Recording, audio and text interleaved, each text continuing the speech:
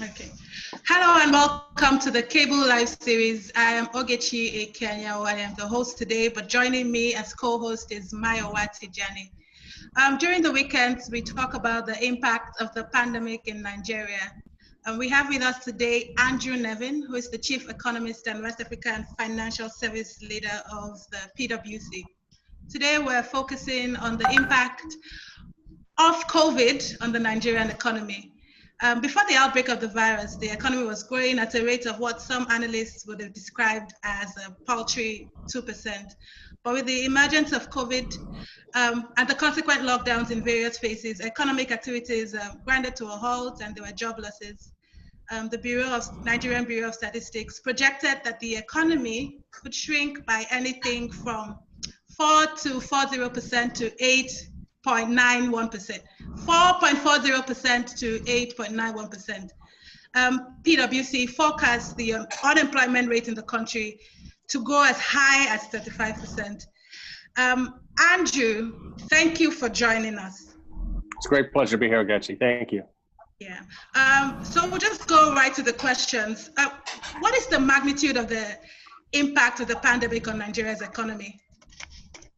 Well, I think if we go back a little bit to February, I think economists around the world really didn't understand how this would play out. But of course, when you have millions and then billions of people locked down, not engaging in their normal economic activity, then of course one person's spending is another person's income. And we're seeing a contraction in the economy globally that we've never seen in our lifetime. So in developed countries, 8%, 9% seems to be what's going to happen in 2020.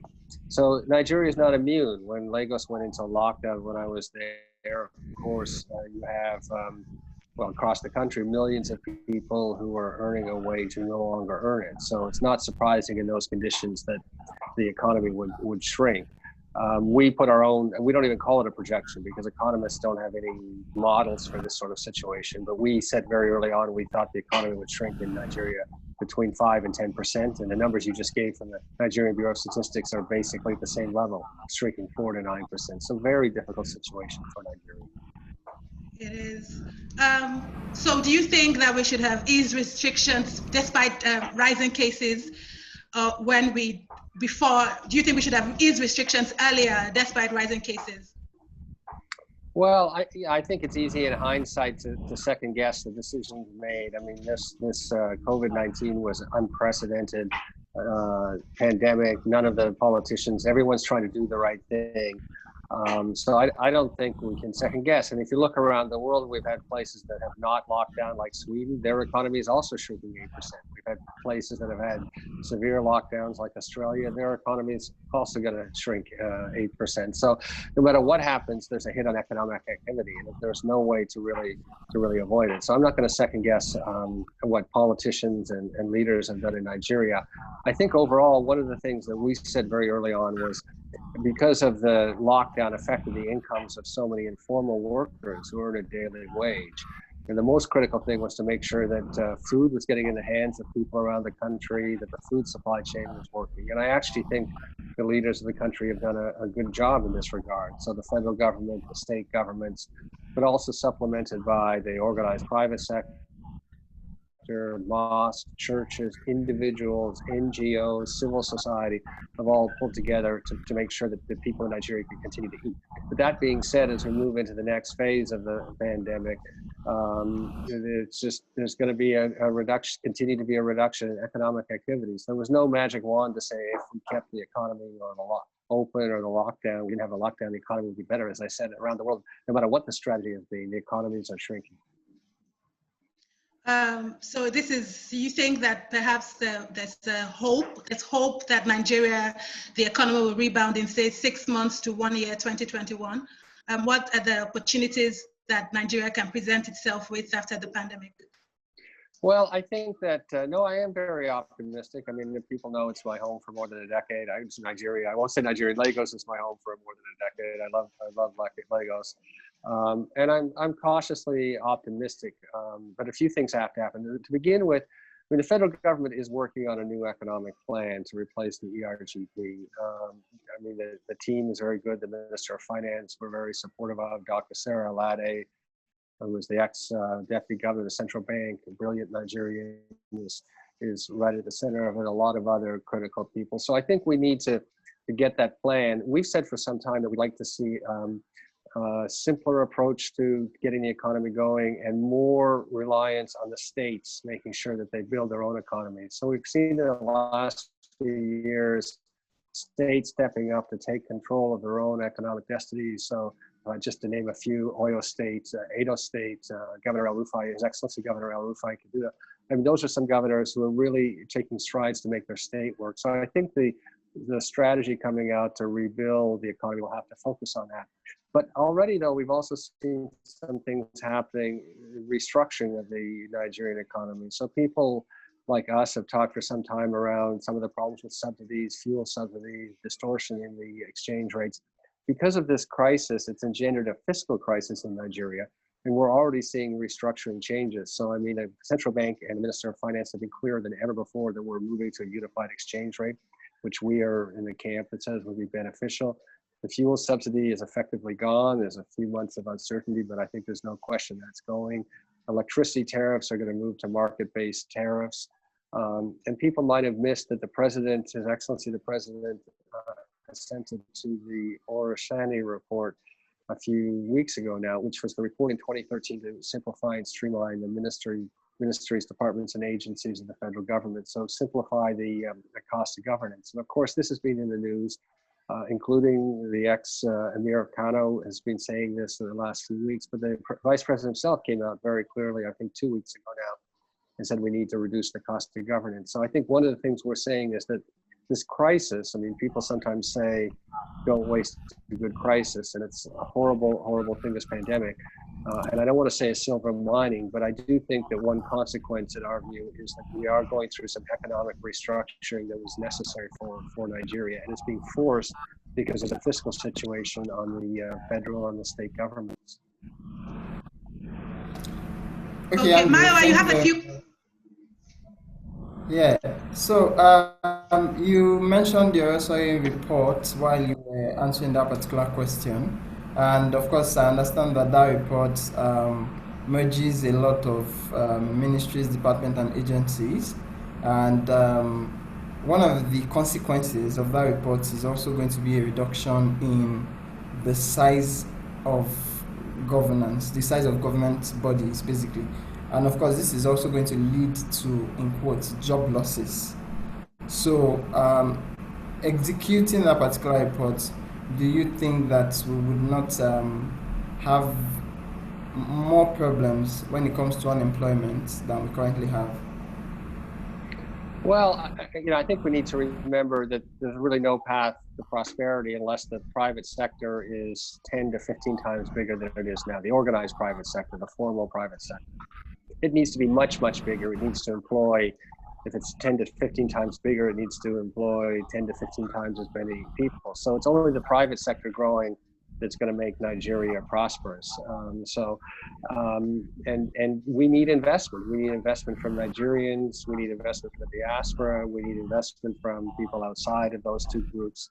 And the investment's only going to come if it's a conducive environment. And it's not just the cost of doing business in Nigeria, is the complexity. One of the things that drives up the complexity is the multiplicity of MDAs, overlapping responsibilities, the number of people you need to intersect. And I say this not just as someone at PwC, but I'm involved in starting up a few companies in Nigeria, and it is difficult to do business. So there may be some job losses at MDAs, and that may cause some short-term pain. I mean, we would certainly be in favor of having generous severance for people that lose their job, but that's the case whether they lose in the private sector or the public sector. But the system as it's structured right now is not getting the needed investment in Nigeria. Unless we get the needed investment, we're going to continue to grow too slowly. So you go back to where Ogechi started. I mean, prior to the COVID-19 crisis, we were only growing about 2%.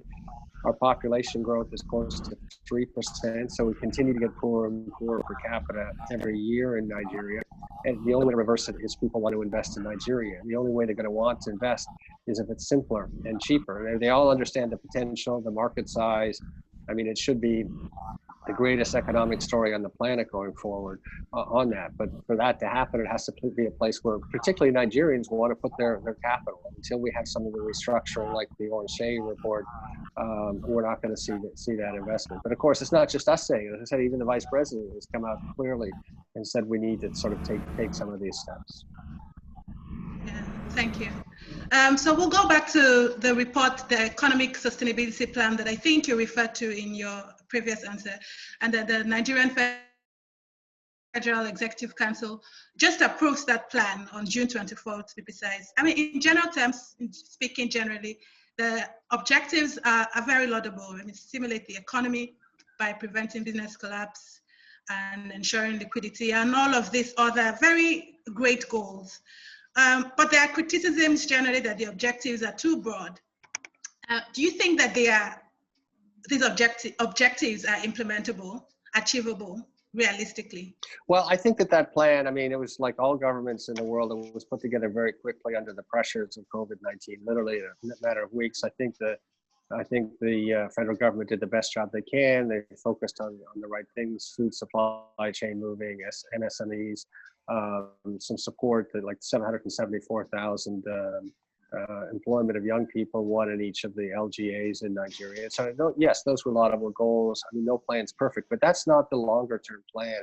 That's not the plan that's going to replace the ERGP. So the Ministry of Finance, the federal government is now working on, you know, how do we come out of COVID? So hopefully the short-term plan that you referenced and that the Vice President launched will help us get through the next 6 to 12 months. But really for the next decade, ERGP, so the Economic Recovery and Growth Plan of 2015 has come to an end in 2020.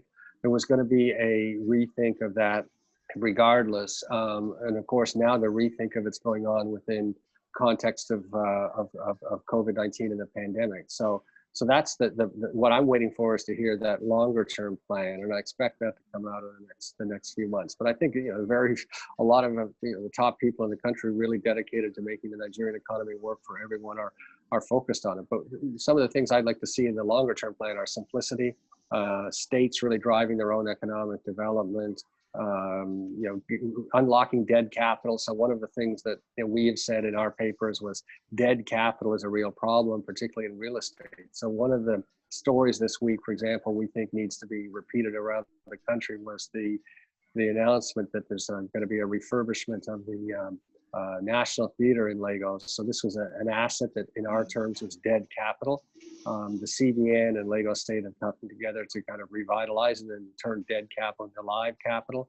For us, that's the #1 source of capital in the country. So I mean, I think they're hopeful signs, but we need to see the longer term plan that comes out in the next few months. Yeah, one of the other things that plan pushes forward or just talks about generally is the creation of about 5 million jobs within 12 months by bringing about 20,000 to 100,000 hectares in each of the 30 states into cultivation. And it's supposed to be spearheaded by the private sector again. Is this something that the private sector can truly drive? What do they stand to benefit? What would be the logistics of things?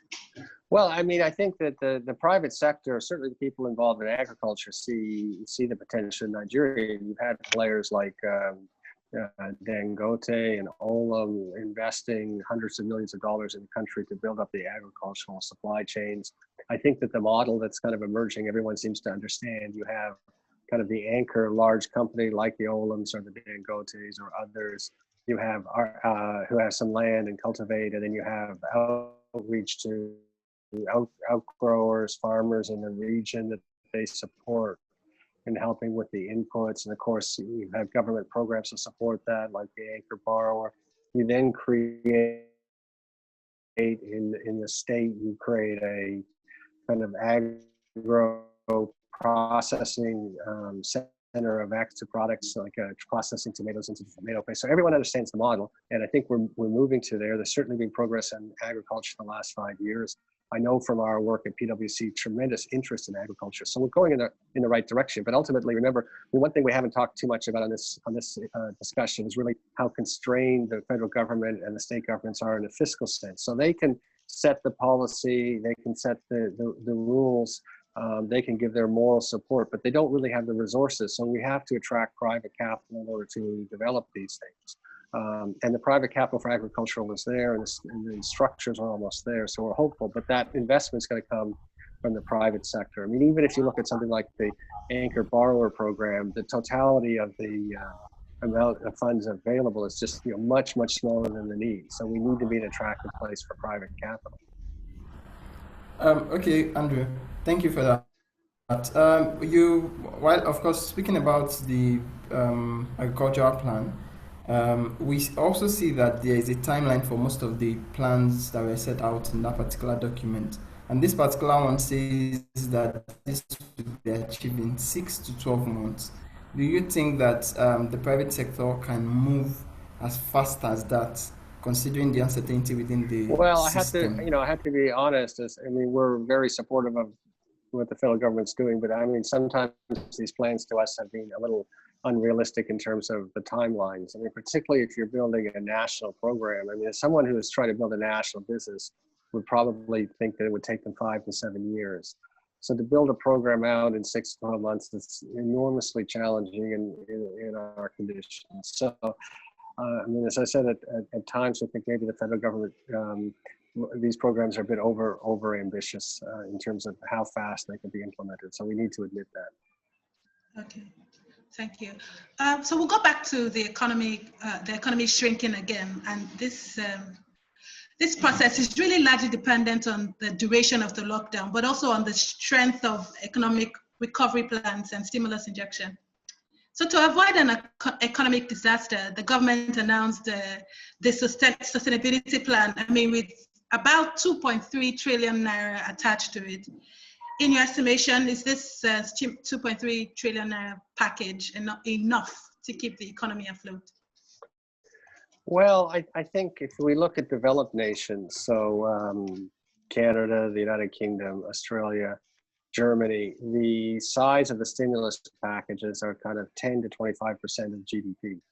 So in our context, if our GDP is now, I think about 150 trillion naira, so 10 to 25% would be, at least 15 to 25 trillion naira. So the 2.3 trillion naira is small, and it's just a reflection of our reality. We went into this with low growth. We had quite a high deficit.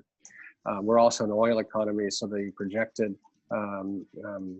revenue to the federal government, the source of the federation account from oil revenue has gone from, I think, 5.5 trillion to 1.1 trillion. So there's real fiscal pressure, and the government is short of funds. So let's be honest about it. So as a fiscal stimulus, it's not enough. At the end of the day, Nigeria needs investment. There's no issue about it. And no one, if we're also honest, in 2020, it's very difficult to make any investment. Under lockdown conditions, we don't have international travel.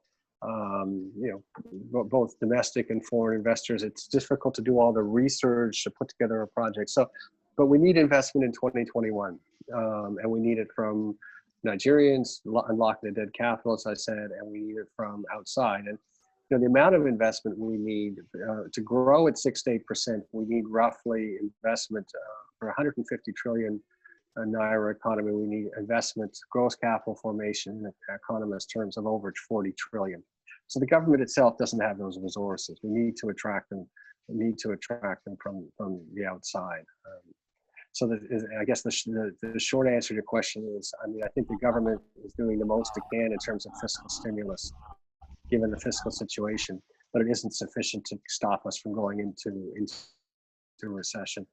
And if I can continue for a moment, I think one of the things we're realizing now is, we can't around the world expect a V-shaped economy. And it's now very, very clear. Like if you look at the travel industry, the airline industry, for example, they don't expect a full recovery, if ever, until 2024. So the recovery around the world is going to be slow. Lots of sectors are not returning to normal. Obviously, big impact on transportation, big impact on office space, real estate, for example.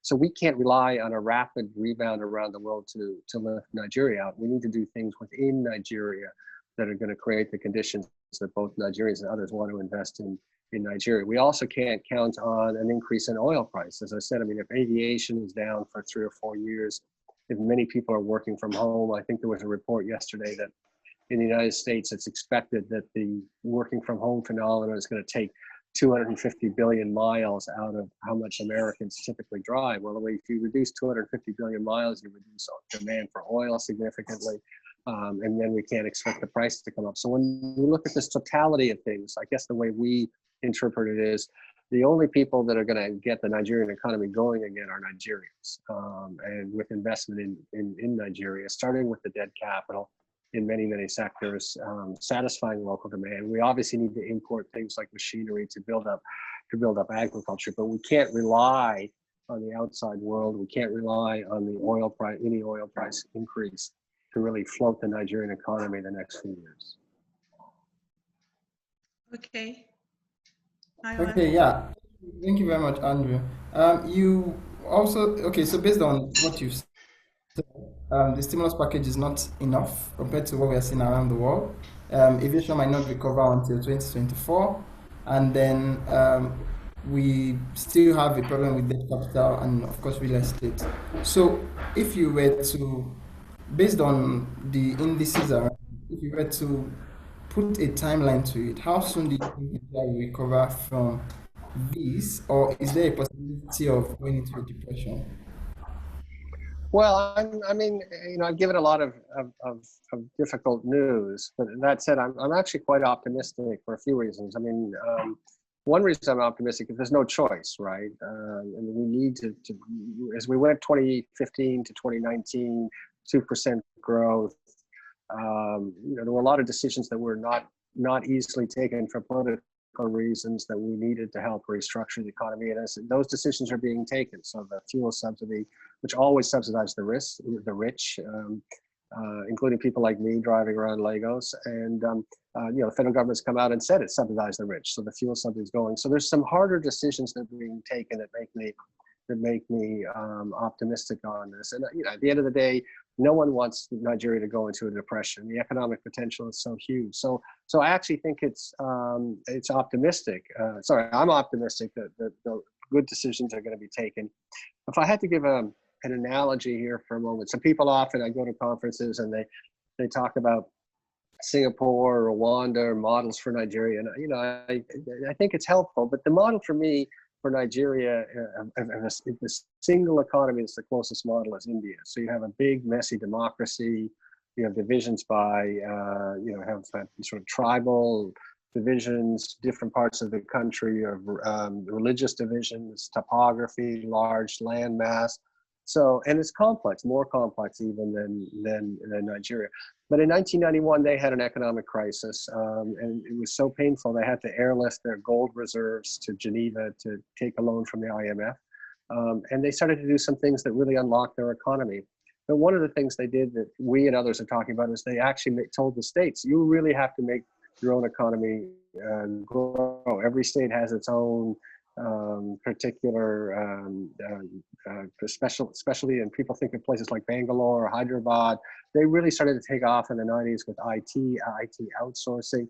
So I think we're in a similar situation where I think coming out of this, we're going to see, if I had to guess, that one of the planks of the longer term strategy coming from the federal government will be a very clear statement that states need to take on a lot more responsibility. Governor El Rufai, I mentioned a little earlier, chairs a committee on the electricity crisis in the country, a state of emergency for power.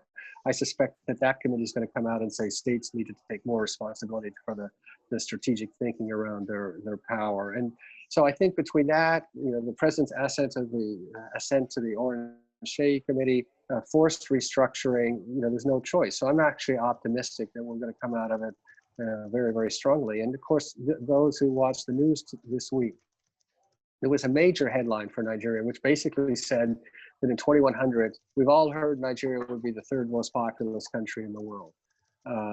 Well, in fact, this week, the UN came out and said that in 2100, Nigeria is going to be the second most populous country in the world. So you think about what that means, the second most populous country in the world.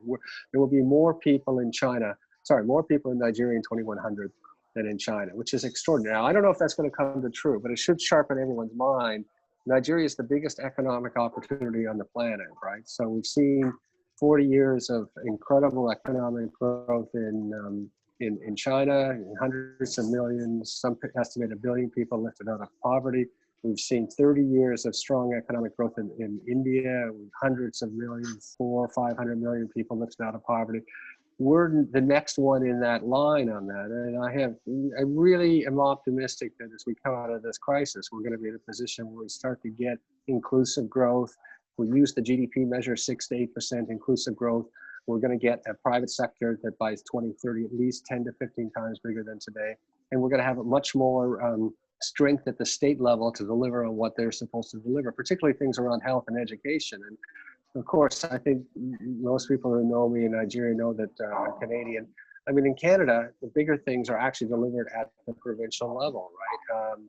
Including education, including health, including welfare. And in fact, even the control over natural resources happens at the state level. So all of those are things that I think could benefit Nigeria. And I think that coming out of this crisis, they're going to be on the table. So we'll see what the federal government says in their report.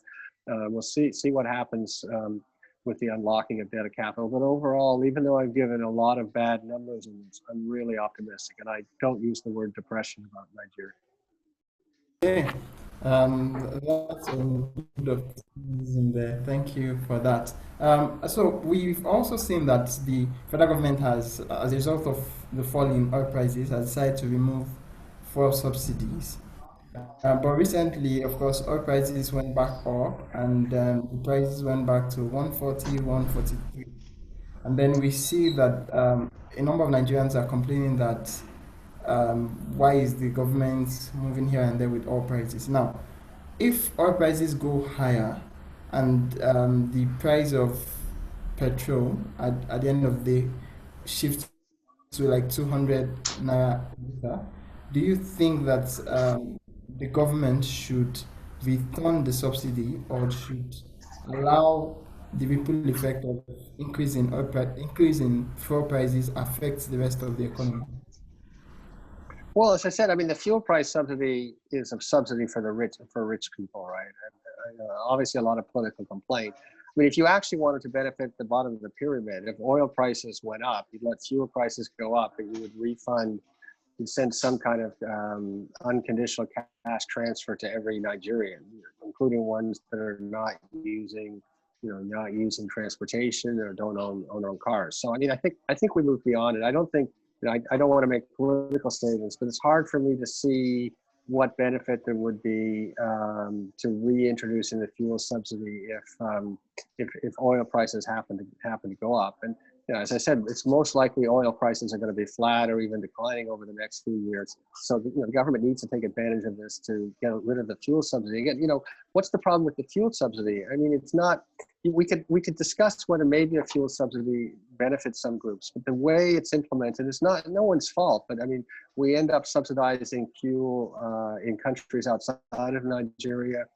Of course, any subsidy scheme like this is open to diversion and corrupt practices and just lack of transparency. So it's a highly inefficient way to try to improve the lot of people. I mean, as I said, if we really wanted to improve the lot of Nigerians at the bottom of the pyramid, we'd be much better off designing some kind of scheme where we simply transfer them cash and they can decide whether they want to buy fuel, or more likely they need to buy food or education or some other need. To just focus on subsidizing fuel is just the wrong thing. And one of the things that we've said consistently for the last few years is the government has only scarce resources. So where is it going to focus on? And for us, the two things where they should focus on are education and health. And basically the philosophy is when you have scarce resources invested in Nigerians, particularly young Nigerians, don't spend it on Ajaokuta steel, don't spend it on subsidizing refineries, don't spend it on subsidizing the oil, focus it on people.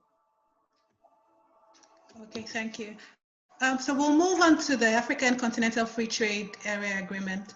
I think that's a good place to just consider the impact of the pandemic on. So before the lockdown, Nigeria had already shut its land borders to all movement of goods. With the lockdown, trading with partners in other parts of the world, the West and Asia, just slowed down. Is there a lesson there for Nigeria? Post-pandemic, should we be realigning our policies to encourage trade between African countries? Yeah, so we've been consistent for the last couple of years on the AFCFTA that it's the right direction for Africa. Africa needs to trade with Africa to be prosperous. I mean, to go a little more detail on this, if you think about it for a moment, you know, how are you prosperous? You need to produce and sell higher value added goods. Now, if we produce higher value added goods in Nigeria, who are we going to sell them to? Are we going to sell them to China? Well, China is already a manufacturing hub and their population is shrinking. Are we going to sell them to Europe? Again, their population is shrinking. India, you know, maybe, but their population is not growing very fast either.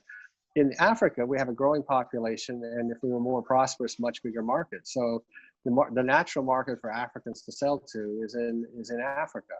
So we've been in favor of the program, but we've also said, look, it's not something that's happening quickly. If you actually go to the way the African Union architected this, you know, it was done in 2013 as part of the 50-year roadmap. So this is a roadmap from 2013 to 2063. We're just at the beginning of this, and you know, I've lived through, for example, NAFTA is a Canadian NAFTA, which is a free trade agreement with the United States, Mexico, and Canada. And these things take, you know, decades, literally decades to unfold, but we're moving in the right direction.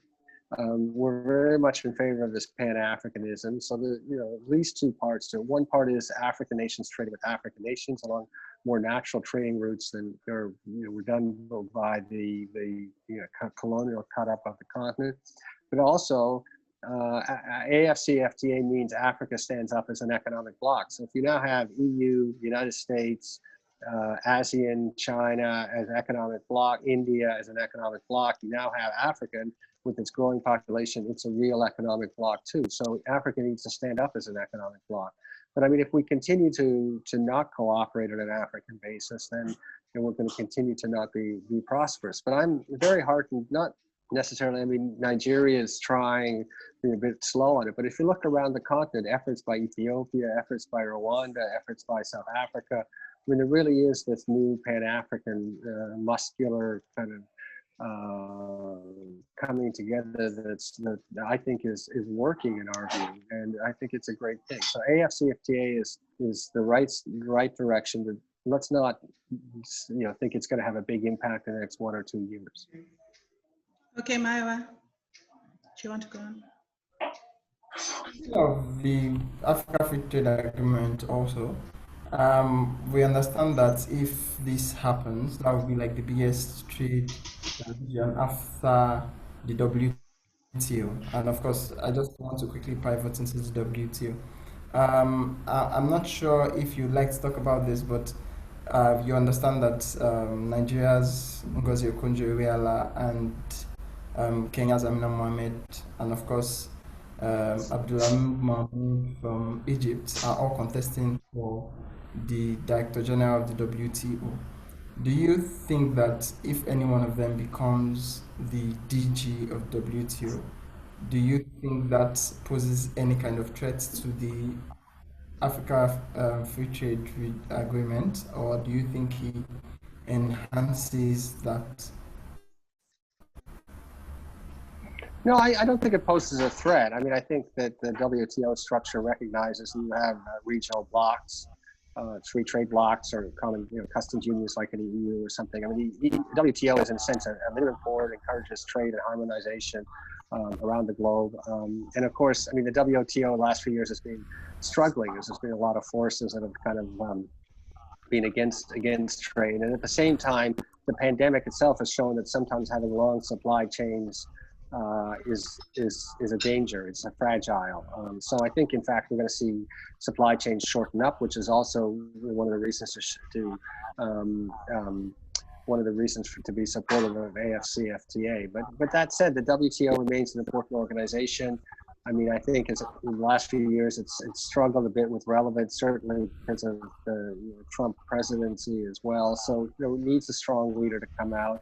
I mean, I don't know the nominee from Egypt or Kenya. Of course, I know Dr. Ngozi. I mean, it would be fantastic if Dr. Ngozi was chosen, but I'm sure they're going through a very transparent process. I mean, I think what's heartening to me is if you look at WTO, IMF, World Bank, UN, all of these organizations are struggling with the transition. I mean, they were set up, let's be honest, and these things were set up in the aftermath of the Second World War. They had a kind of US, European, Western developed country bias to them. Certainly IMF and World Bank continue in that vein to this day. These institutions need to change. They need to change to reflect the change in global economic demographics and global economic power. So, I mean, I think, every time we get someone like Dr. Ngozi, who heads an organization like the WTO, it's a step forward. And it's, of course, all in the context now, certainly of in the United States, but I can tell you it's certainly Canada and the UK, Europe, a heightened awareness of many of these issues with the Black Lives Matter movement and the events in the United States. So I think it's really an opportune time to have an African leader for the WTO, and I hope one of the three of them ends up being chosen. So what would be your perspective as regards the areas that Nigeria should be focusing on for fiscal sustainability to show up non-oil revenues as oil revenues dwindle? Well, I mean, I think at the end of the day, I go back to what I said. If the government wants, the government needs more revenue, and unfortunately, the economy has not done very well the last few years. On the official numbers, the 2%.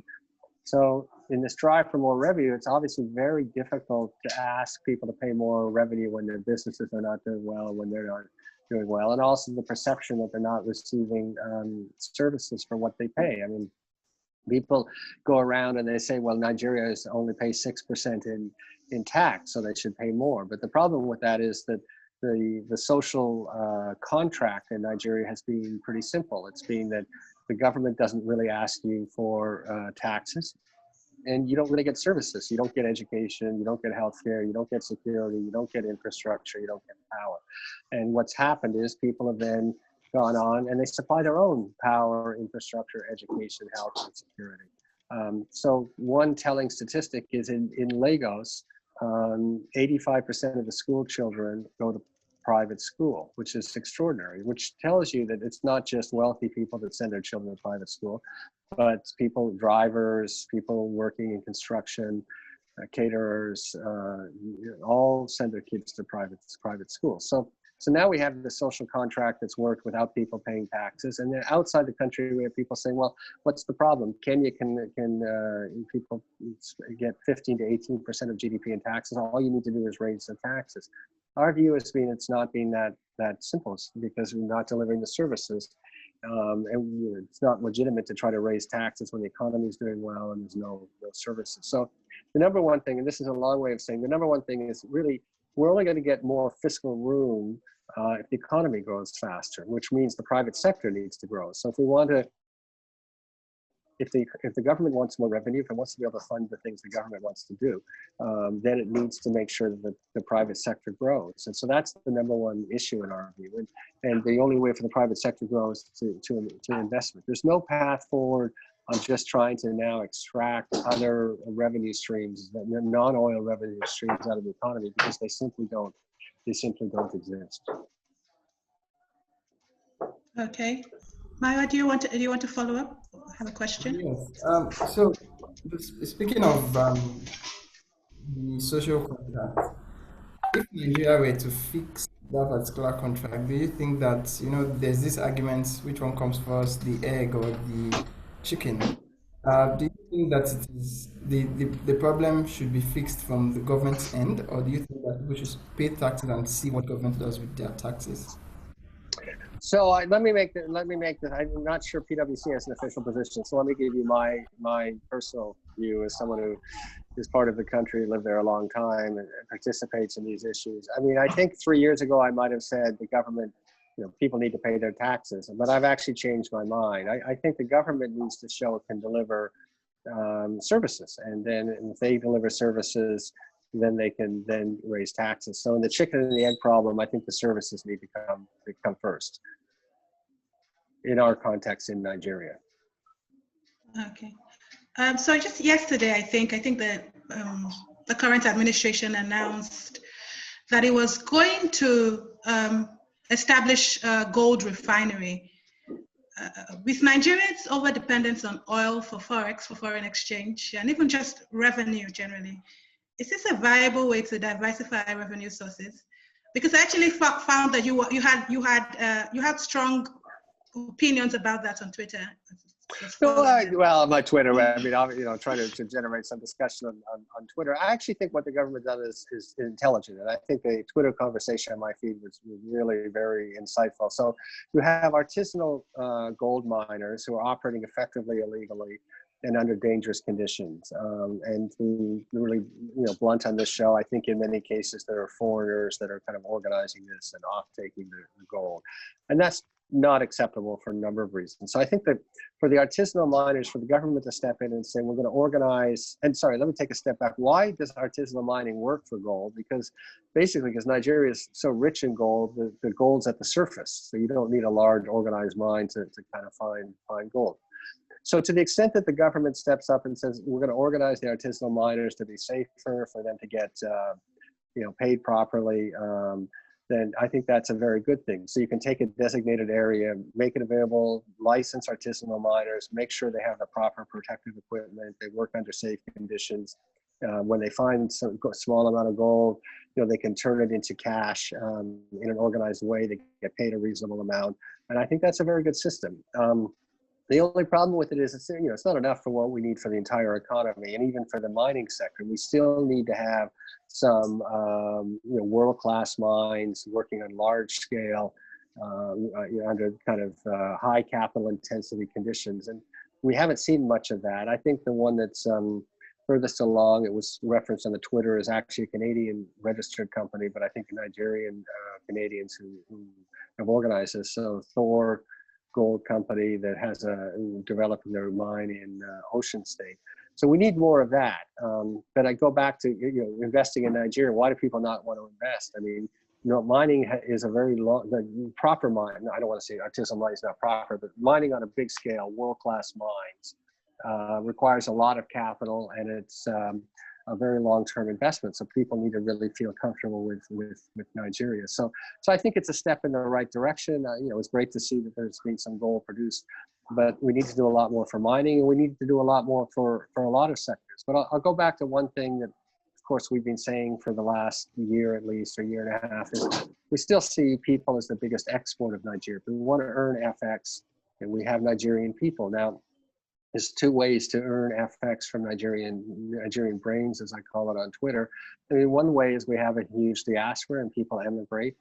We can debate, that. I mean, the flows are incredibly important. We have issues around the brain drain on that. But one thing I think that is there shouldn't be any controversy about is when we create knowledge businesses in Nigeria that export to the rest of the world. And I highlight, and I'll highlight again on this show, the incredible business of Amal Hassan, who is from Kano originally, but a northern Nigerian woman who started a business to outsource business process outsourcing to multinational companies.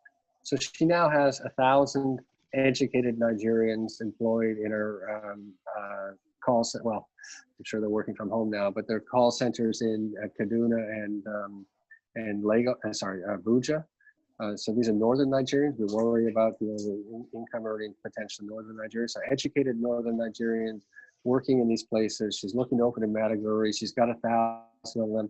I mean, she could have 10,000, 100,000. And now that is exporting Nigerian brains with no one leaving Nigeria. And, the companies that are the clients of Outsource Global pay in foreign exchange that comes into the country on that. So that's a fantastic model. I'd like to see a lot more of that. I mean, other sectors that are critical, I mentioned before, Governor El Rufai's efforts in the power sector, that has to get it right. And everyone understands that the power sector moves forward, lots of other things will be unlocked. Agricultural supply chain, we've done a lot of work on, very supportive. Nollywood and the creative industries. I mean, Nigeria's potential is so vast, and we're going to be the second largest population country. Every industry is up for grabs in Nigeria. So I applaud the what's happening in artisanal mining and the way the federal government's approached it. But we need to do a lot more, both in a small scale, supporting the equivalent of artisanal mining in other sectors like the creative sector. But we also need to have big companies investing both Nigerian companies, African companies, foreign multinationals investing in Nigeria and doing big things. Okay. As a private sector player, what do you think? What does PwC think they can do to avert possible recession, extended recession? Well, we've done a lot on this with the organized private sector and with the government on the COVID-19 response. I mean, our response so far has been very focused on kind of the short term, just dealing with the crisis. I think we've committed 50 million naira in services, but also our partners and employees and alumni, staff and alumni have given 50 million naira in cash to this. So we're making our effort that way. I think the other way we're contributing, I mentioned things going on with government and that. I mean, obviously, like all of the people like PwC, our competitors, or our colleagues in the professional services industry, we're interacting with the government at the state and the federal level to support them and thinking through all of these things. But the other role that we're playing, of course, is, I mean, we are doing a lot of work with people that want to invest in Nigeria, both Nigerians and people outside of Nigeria. I have to say that despite COVID-19, people remain interested in it. I mean, they all understand the issues, but they all also understand the potential for it. And so, why do they choose PwC or our competitors, our colleagues in professional services to help them? Because they trust us. I hope that we're going to give an honest assessment. So we know the potential, we know the good things, but we're also aware of the complexities and the challenges of doing business in Nigeria. So I think that's one of our critical roles too, is to help to get in, be honest about it, but help get investment into Nigeria, both from Nigerians and from outside Nigeria. But in terms of the short-term crisis response, as I said, we've been very, very active with other private sector actors, because no one wants to, you shouldn't be doing this alone in trying to respond to what the communities need right now.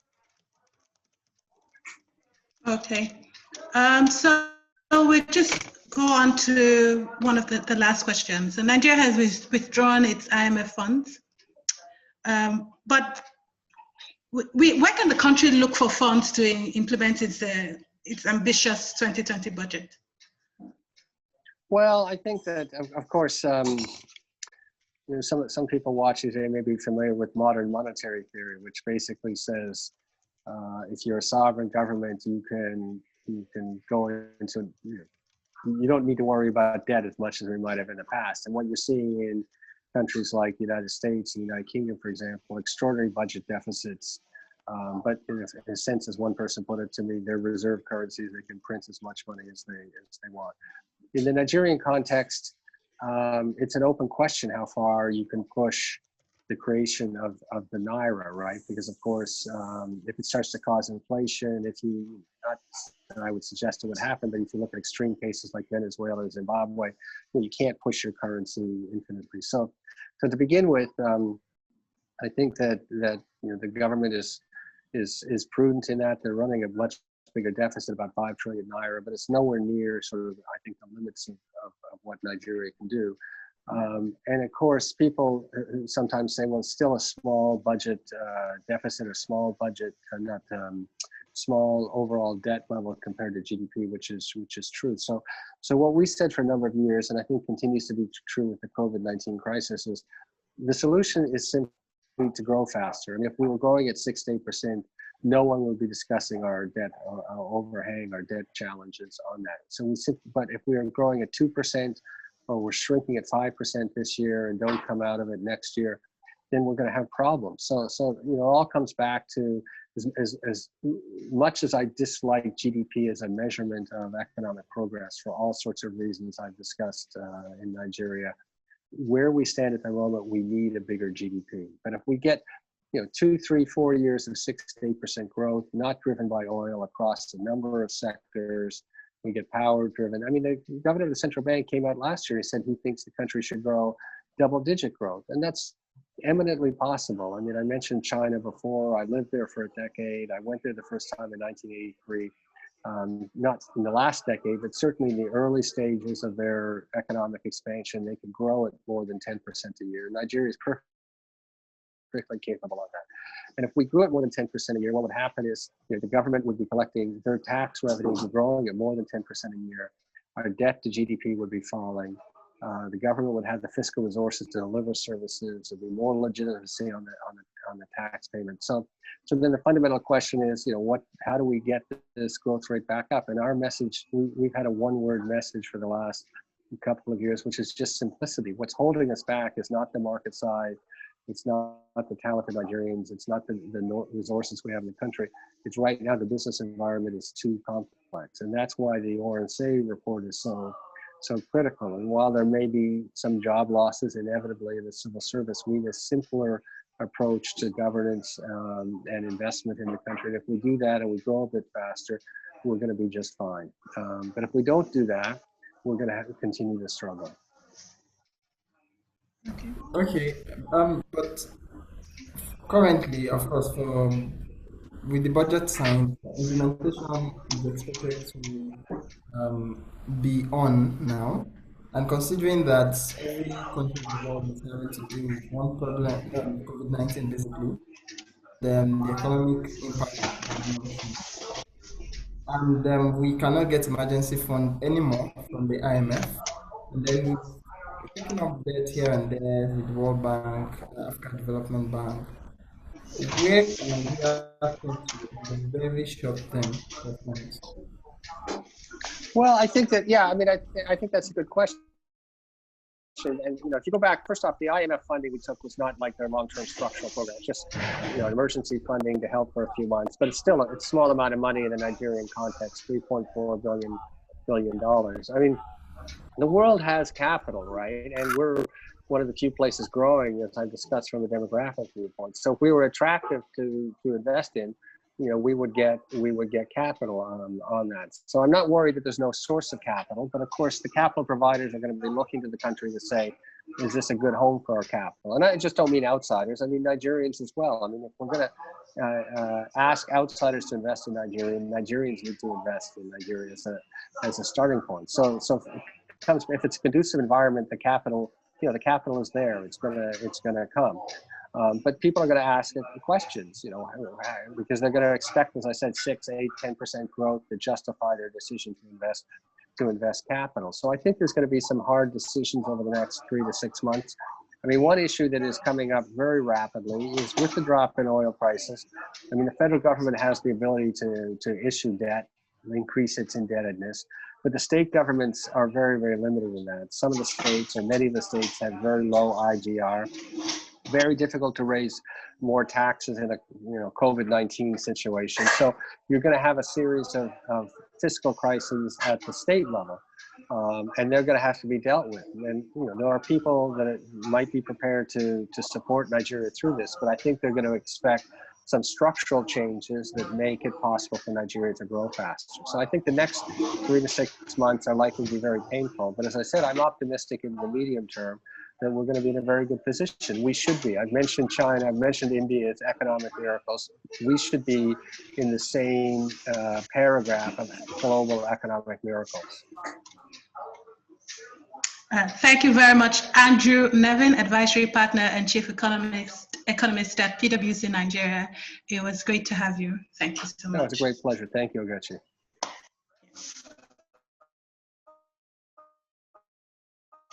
Okay. And this is the end of this edition of the Cable Live series. Join us again.